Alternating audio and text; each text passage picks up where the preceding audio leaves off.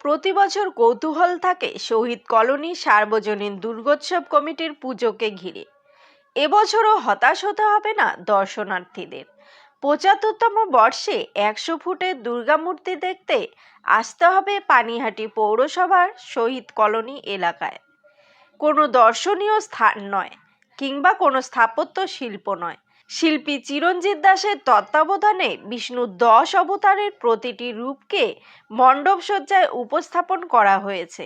মণ্ডপে ঢুকতেই চারিদিকে বিষ্ণুর বিভিন্ন রূপকে মডেল আকারে উপস্থাপন করা হয়েছে। তার সাথে মণ্ডপের একদম মধ্যমণি হয়ে অধিষ্ঠান করছে প্রতীকী রূপে মা দুর্গা। আগামী তৃতীয়াতে মুখ্যমন্ত্রী মমতা বন্দ্যোপাধ্যায়ের হাত দিয়ে শুভ সূচনা হতে চলেছে শহীদ কলোনি সার্বজনীন দুর্গোৎসব কমিটির এবছরের পুজো মণ্ডপ। জোর কদমে চলছে শেষ মুহূর্তের প্রস্তুতি, আর প্রস্তুতি পর্বের ফাঁকেই দর্শনার্থীরা ভিড় জমাচ্ছেন মণ্ডপ প্রাঙ্গণে। মণ্ডপ সজ্জায় শোলা, থার্মোকল, প্লাই, কাপড় ব্যবহার করা হয়েছে। এছাড়াও মণ্ডপ জুড়ে আগুন প্রতিরোধকমূলক রাসায়নিকযুক্ত রং ব্যবহার করা হয়েছে। এখন কেবল উদ্বোধনের অপেক্ষায়। আমাদের নমস্কার, আমরা শহীদ কলোনি সার্বজনীন দুর্গোৎসবের পক্ষ থেকে আমি বিশ্বজিৎ বলছি। শহীদ কলোনি সার্বজনীন শারদোৎসব মানেই একটা চমক থাকে প্রতি বছরই। এবছরও একটা চমক আমরা রাখছি। এবছরের আমাদের চমক হলো ৭৫-১০০, মানে ৭৫ বছর বয়স আমাদের পুজোর। ১০০ ফুট আমরা প্যান্ডেলটা করছি। প্যান্ডেলের বহির্রূপটা সম্পূর্ণ দুর্গা ঠাকুরের আদলেই করা হয়েছে, আপনারা তার চাক্ষুষ করলেন। আর ভেতরে আমাদের যে দেখতে পাচ্ছেন, ভেতরে থাকছে বিষ্ণুর ১০ অবতার, এবং এখানে একটা প্রতীকী আরেকটা দুর্গা ঠাকুর থাকবে। ছবি নিয়ে নিয়েছি, এটা রাউন্ড করবে, এটা ঘুরবে, এটা রিভলভিং আছে, এটা মুভমেন্ট করবে। এবং এখানে সাবেকি ঠাকুর, যেটা আমাদের পুজো হবে মেইন, সেই ঠাকুরটা হবে। এখানে আমাদের পাড়ার সব অধিবাসীরাও অঞ্জলি দেয়, সমস্ত বাচ্চারা আসে, এই শারদোৎসবে সবাই সামিল হয়। এখানে ধর্মের কোনো জাতপাতের কোনো বিচার থাকে না, সবাই এসে স্বতঃস্ফূর্তভাবে এই বাঙালির শ্রেষ্ঠ উৎসবে সবাই সামিল হয়। আর আমাদের শহীদ কলোনিতে একটা ঐতিহ্য আছে।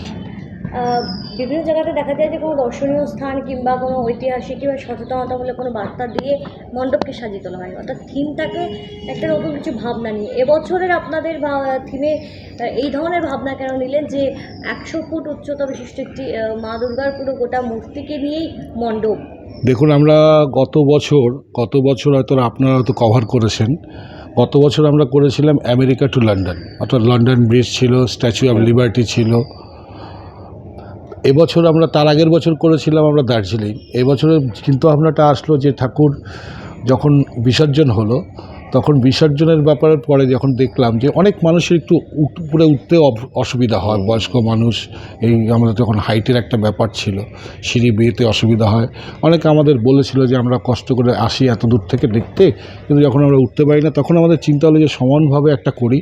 এবং আমাদের কাউন্সিলর দাদা গোবিন্দদা, উনি একটা চিন্তাভাবনা, উনি আমাদের ঠিক 10 দিন পরেই আমরা এই চিন্তাভাবনাটা মাথায় রেখেছি। যখন ঠাকুরটা বিসর্জন হয়ে যাচ্ছিল, ওই যে ওই দৃশ্যটাকে মানে আবার নতুনভাবে আমরা প্রকাশ করতে চাই। 1 বছর আগেই হয়ে গেছে। 1 বছর আগে আমরা ওই 10 দিন, মানে পুজো শেষের 10 দিন পরেই আমাদের ওই ভাবনাটা চলে এসেছিল। শিল্পীকে আমাদের শিল্পী সমস্ত কিছু রূপায়ণ করেছেন চিরঞ্জিত দাস। উনি কি প্রতি বছরই? উনি গত বছরও করেছিলেন, তার আগের বছর, উনি বছর 4 ধরে আমাদের।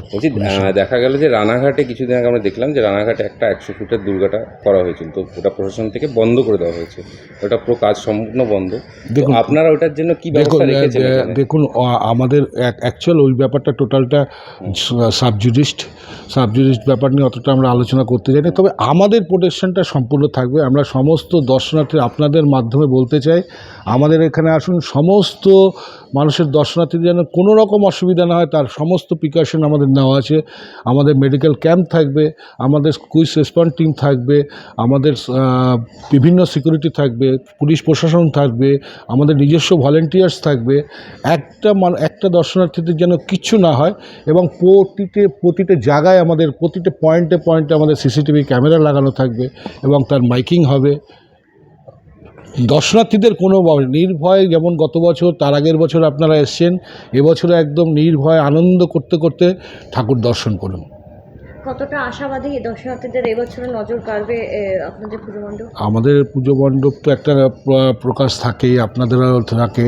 মানে এবছর আমরা তো আপনারা আশা রাখি যে হতাশ এবছর, করছেন না? না আমরা হতাশ হই না, আমাদের কাছে হতাশ করছে না দর্শনার্থী? না না কোনো মতেই হবে না। দর্শনার্থী আসে বলবে, শুধু একটাই আওয়াজ দেবে, আবার আসবো, আবার আসবো। আরেকটা ওনাদের কথা, একটাই, আর একটাই বলবে, ওহ বাহ।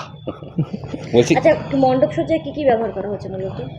যেটা হয় একটু মানে এগুলো মেইনলি আমাদের তো উনি ভালো বলতে পারবে, তাও মেইনলি তো যতটা ইসে করা যায় যেন অগ্নি নির্বারক ব্যবস্থা প্রচুরভাবে রাখতে হয়। এগুলো তো একদম সেই যেখানে কেমিক্যালগুলো লাগানো হয় সেগুলো ওই সব সিস্টেম, আমাদের রঙের মধ্যে ওই কেমিক্যাল আছে, যাতে কোনো রকম ফায়ারের কিছু না হয়। আর কবে থেকে দর্শনার্থীদের জন্য মণ্ডপ খুলে দেওয়া হচ্ছে? আমাদের মণ্ডপ খোলা হবে 6 তারিখ, অর্থাৎ আগামী রবিবার সন্ধ্যা 7টা থেকে ওপেন করা হয়ে যাবে।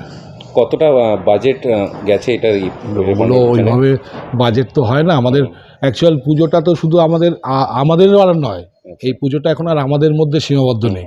এই পুজোটা এখন আমাদের এই এতটা অঞ্চলের সমস্ত মানুষের মধ্যেই সীমাবদ্ধ। তার পরিপ্রেক্ষিতে আমাদের একটা খাওয়া দাওয়ার ব্যাপার হয় অষ্টমীর দিন, সমস্ত বাড়ির লোকেদের সবাই, এখানে কোনো বাদ বিচার হয় না, যে আসে সেই দুপুরের একটা খাওয়া দাওয়ার ব্যবস্থা করা হয়, প্লাস লাইট আলোকসজ্জা থাকে। একটু খরচা আছে। আপনার নাম? আমার নাম বিশ্বজিৎ ঘোষ। আর এই আর পুজোর পুজো কমিটির? আমি একটা সদস্য, সক্রিয় সদস্য।